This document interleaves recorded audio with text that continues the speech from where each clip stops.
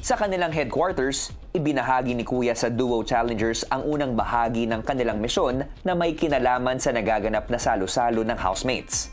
Sa salo-salo na ito, bibigyan ko ng maikling panahon ang bawat isa sa inyo upang makasama sila.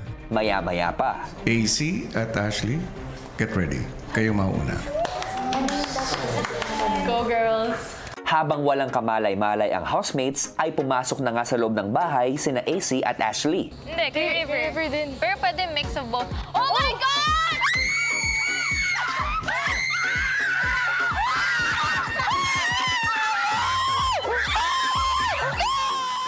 When they came in one by one, especially yung mga very close ones ko, like sila AC, Ate Ash, sobrang na-sentimental ako kaya napaiyak ako. Kasi it's like I felt like I saw my family come together.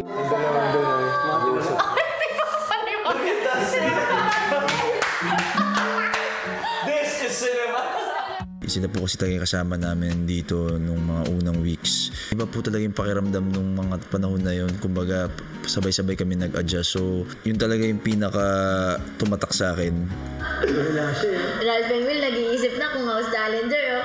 Oo. Oo, ayun na. Working na. Sinabi sila kumakanta. Hindi mo have to target people na. Kumbaga dapat may lapitan na tayo. Kasi final duo na kayo. So we're here to celebrate na. Last 5 na kayo. Di ba? Nang humupa na ang excitement ng housemates, ay nakipagkumustahan na ang kanilang mga bisita. Pero kamusta na ba kayo? Yung totoo, wag na tayong mag-ano dito ng day 1 na. Kamusta talaga kayo? Mahirap, no? Ako since coming back talaga, parang okay naman. I've felt like na-prove ko naman na kung bakit ako nandito ulit. Kung bakit nag-come back na. Yeah. Sino ba dito yung gusto na talagang, I mean like, alam ko naman gusto nyo yung ilaban na, pero yung parang pagod na, yung parang gusto ko na lang umuwi. Meron ba? Halata naman sa amin yung fighting spirit namin, grabing-grabe. Kaya pa? Kaya pa. Matapos ang kumustahan, kayo. Nandito Housemates, na magpaalam na. Ito na, papaalam na kami, kuya. You guys. Casey! Nice. Ate, paglabas ka. Yes. Gusto mo mas matagal pa kayo nag-makeup kesa sa... Good luck. Guys, galingan nyo. I'll see you guys in the next guys, please. Love you, girl. Push nyo, ha. Push nyo.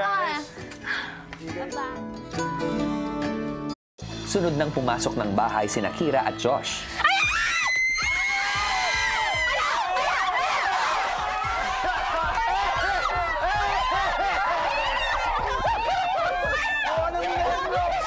Sobrang happy ako makita si Kira at Josh, kuya. Sobrang na-miss ko po sila, kuya.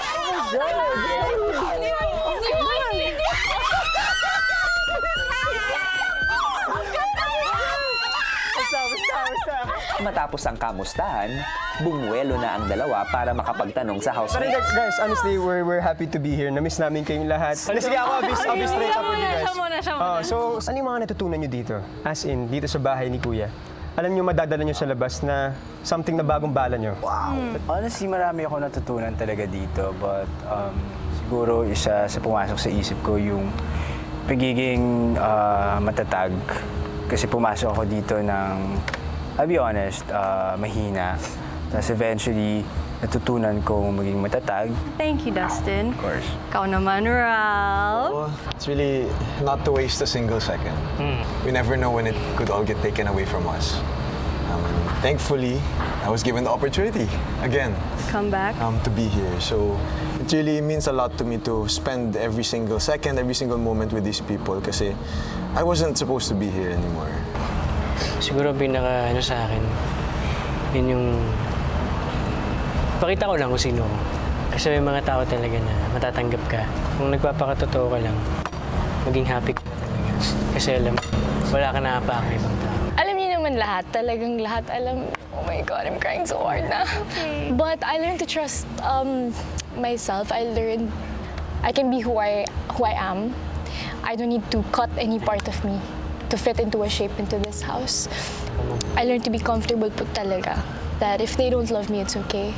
I'm not gonna be for everyone, and I'm grateful for the people who love me. Ilang sandali pa, natapos na ang oras para kina Kira at Josh.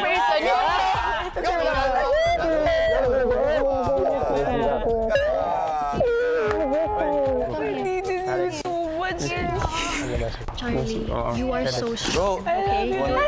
Listen to me. You don't need me, okay? I need you. She needs you. I'll call you right away. Kita agad tayo pagkalabas. Bye, guys! Bye-bye na. I love you. Kira!